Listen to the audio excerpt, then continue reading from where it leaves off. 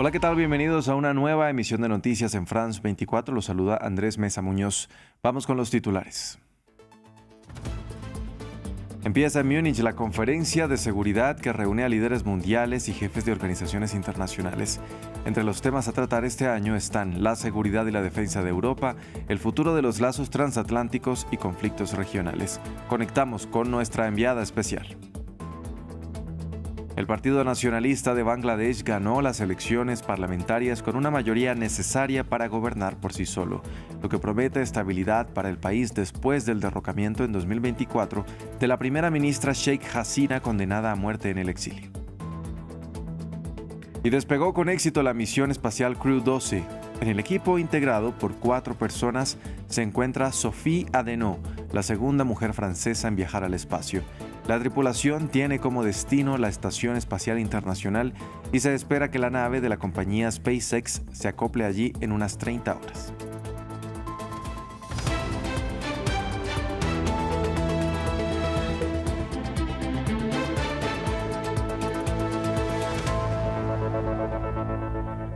Vamos a empezar en Alemania porque comenzó la conferencia de seguridad de Múnich que reúne a líderes mundiales de la ciudad europea con un gran ausente, el presidente de Estados Unidos, Donald Trump.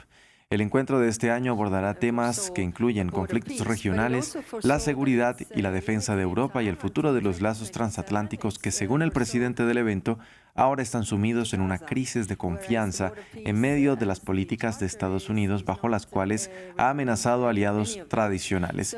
Vamos a Múnich con nuestra enviada especial, Erika Olavarría. Erika, ¿qué tal? Muy buenas tardes para usted. El presidente Donald Trump no asiste a la cita. ¿Cuáles son las perspectivas de la reunión a la que asiste el secretario de Estado Marco Rubio como el delegado estadounidense?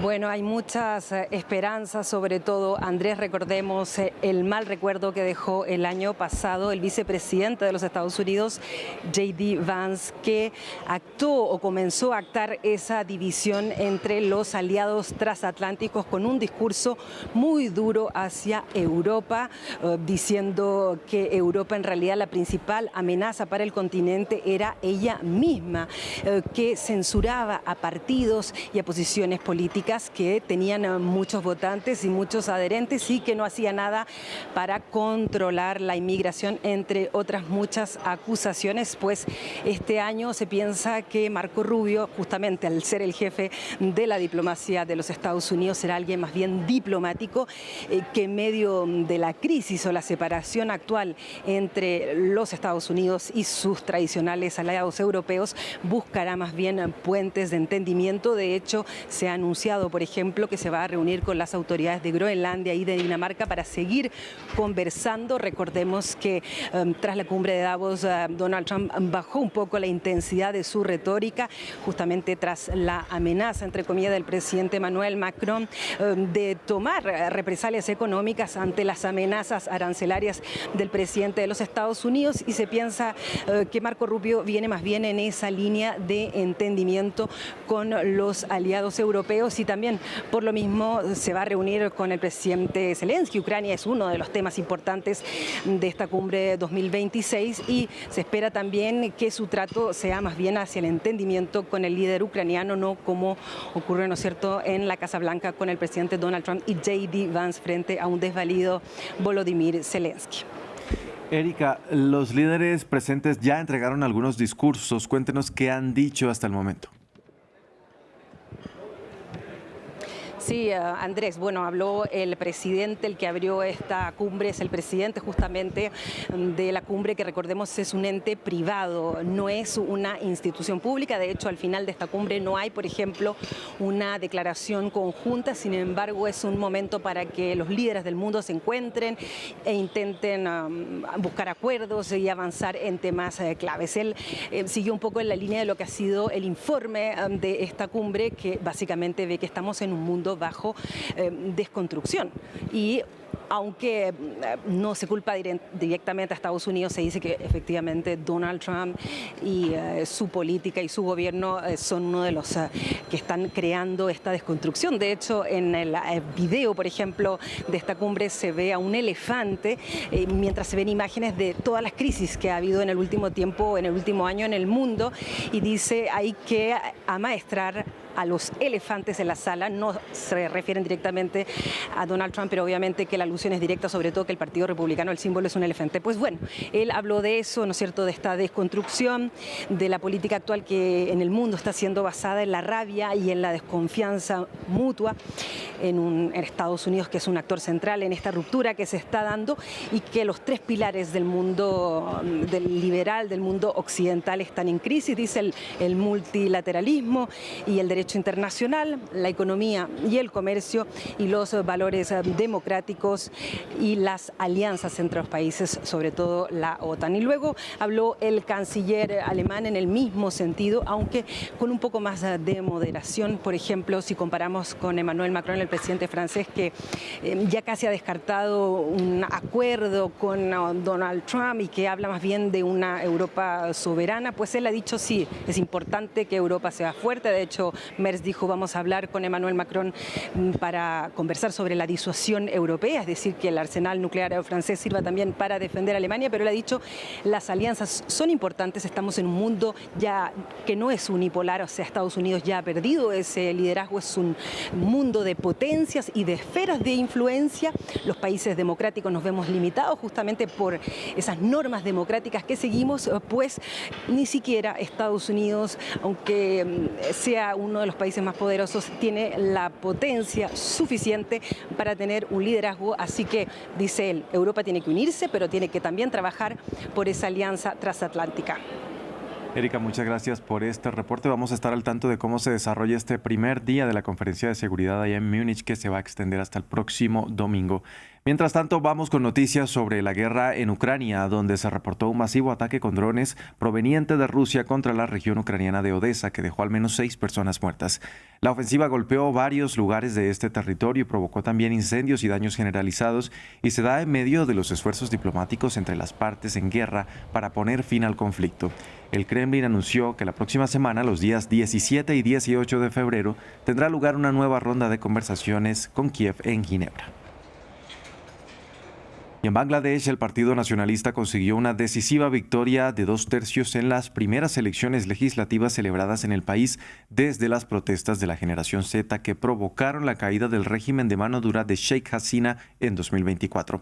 Ahora se espera que el líder del partido, Tariq Rahman, preste juramento como primer ministro. Esta es la historia. Tras el levantamiento popular liderado por la generación Z y la caída de la primera ministra Sheikh Hasina en 2024, el Partido Nacionalista obtuvo una decisiva mayoría de 2/3 en las elecciones celebradas el jueves, por lo que se espera que el líder del partido, Tariq Rahman, preste juramento como primer ministro. Es un momento fascinante para nosotros porque después de 17 años por fin hemos tenido la oportunidad de votar y hemos podido votar por los candidatos del partido que nos gusta. Celebramos la victoria de nuestro partido político favorito. Es una gran victoria. Soy un gran admirador de Tariq Rahman. Tariq Rahman, quien sería el próximo premier del país, es el heredero de una larga dinastía política. Hijo de un presidente asesinado en 1981 y de una madre que fue 3 veces ministra de Bangladesh. Es para los menores de 30 años la famosa generación Z, la esperanza y la renovación. Por supuesto, es el mejor líder que podríamos esperar. No sé, espero de verdad que encarne el cambio que esperamos después de lo que pasó en julio. Este viernes la coalición liderada por los islamistas de Jamaat-e-Islami impugnó los resultados de estas elecciones legislativas. Paralelo a las elecciones, se organizó un referendo sobre un conjunto de reformas constitucionales, como el establecimiento de un gobierno interino neutral durante los periodos electorales, la transformación del Parlamento con la creación de una segunda cámara, el refuerzo de la independencia del Poder Judicial, la limitación a 2 mandatos del primer ministro y el aumento de la representación de las mujeres. En Colombia, el Consejo de Estado suspendió provisionalmente el alza del 23,2% en el salario mínimo para 2026, según confirmó el ministro del Interior, Armando Benedetti. Este decreto, firmado por el presidente Gustavo Petro, había elevado el ingreso para más de 2 millones de trabajadores a partir del 1 de enero de 2026, en una proporción que para empresarios y analistas resultaba excesiva, por lo que recibió una cascada de demandas ante el alto tribunal. Tras esta decisión, el gobierno tendrá 8 días para expedir un decreto transitorio mientras se decide de fondo. Una delegación de miembros de organizaciones civiles y expertos en búsqueda de personas desaparecidas de Siria viajó a Colombia con la colaboración de Naciones Unidas para conocer la experiencia del país sudamericano en el rastreo de casos de desaparición forzada. Una reunión en donde las víctimas del conflicto sirio y colombiano pudieron compartir sus vivencias sobre cómo intentar encontrar a sus seres queridos. Diego Bassani y Maxime Pluviné nos traen más detalles sobre esta historia. Los sirios que buscan a sus familiares desaparecidos aprenden de la experiencia del conflicto armado colombiano. Víctimas, miembros de organizaciones civiles y representantes de las Naciones Unidas viajaron a Bogotá para comprender e intentar replicar las lecciones de las autoridades colombianas con el objetivo de encontrar a los suyos. Hoy nos reunimos con víctimas. Hubo un diálogo conjunto que reunió a las instancias de justicia transicional en Colombia con las víctimas. Y luego se abrió un espacio de diálogo abierto con ellas. Conocimos los desafíos que enfrentaron. He estado involucrado durante años en temas de justicia transicional y desaparición forzada, pero venir aquí se siente como dar un salto al futuro y al mismo tiempo mirar hacia atrás para ver dónde está Siria hoy. Un encuentro en donde las víctimas de ambos países que vivieron largos conflictos armados pudieron encontrar puntos en común en medio del dolor y la incertidumbre por no saber dónde se encuentran sus familiares. La verdad es que la experiencia colombiana fue lo que más me llamó la atención, aunque yo esperaba que fuera más amplia. Espero que en algún momento podamos llegar a una etapa en la que logremos articular un trabajo conjunto entre la autoridad actual que gobierna en Siria, que es una autoridad nueva, la sociedad civil y las asociaciones de víctimas. Nosotros es muy importante demostrar la negligencia y la desidia del Estado colombiano. Todas las irregularidades que nosotros hemos venido teniendo frente a estos públicos y hemos sido estigmatizadas, revictimizadas, el mostrar que verdaderamente el Estado, los entes públicos son negligentes en todo este contexto de la desaparición forzada. Tras la caída del gobierno de Bashar al-Assad, la nueva administración de Ahmed al-Sharaa ha afirmado que tiene la voluntad de buscar a los desaparecidos del conflicto.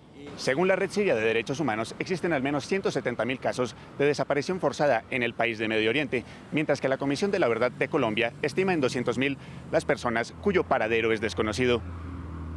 La misión Crew 12 despegó con éxito desde Florida esta madrugada y con destino a la Estación Espacial Internacional.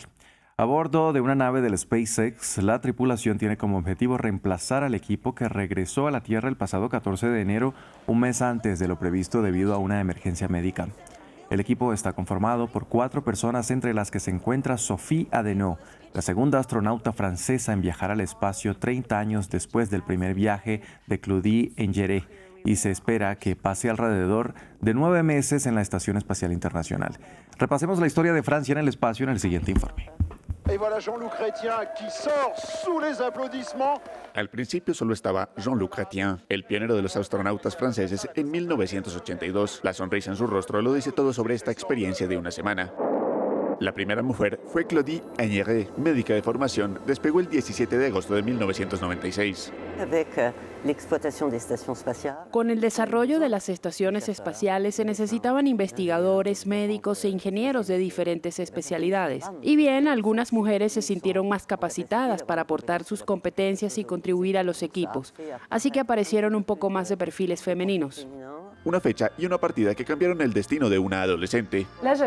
Tenía 14 años, recortaba artículos de periódicos, así que, como es lógico, recorté todos los artículos de periódicos que tenía sobre ella, sobre su misión, y los pegué frente a mi escritorio para que me sirvieran de inspiración mientras resolvía mis ecuaciones matemáticas. Hasta mediados de la década del 2000, 9 astronautas franceses se repartieron 17 vuelos. Entre los más destacados, Jean-Pierre Engeret, esposo de Claudie, realizó la primera misión de larga duración, 6 meses, en la estación Mir, y Jean-François Clairvoy para ir a reparar el telescopio espacial Hubble a 570 kilómetros de la Tierra. A menudo digo que si bien se nos puede llamar exploradores en cierto modo, lo que exploramos son territorios que aún no se conocen muy bien. Un explorador es a la vez un heredero y un pionero. Hubo que esperar hasta 2016 para que surgiera una nueva figura. Thomas Pesquet, con 2 misiones y más de un año en el espacio, fue el primer francés en comandar la Estación Espacial Internacional. Sophia Deneau tiene la intención de seguir sus pasos. Es una gran aventura en equipo que de hecho se ha preparado con miles de personas y en la que voy a poder interactuar con todos los franceses, para quienes es una alegría ver partir a una astronauta francesa y europea. Ahora, Sophia Deneau es la segunda francesa en el espacio, donde permanecerá 9 meses en la Estación Espacial Internacional. Hasta aquí este informativo. Gracias por acompañarnos.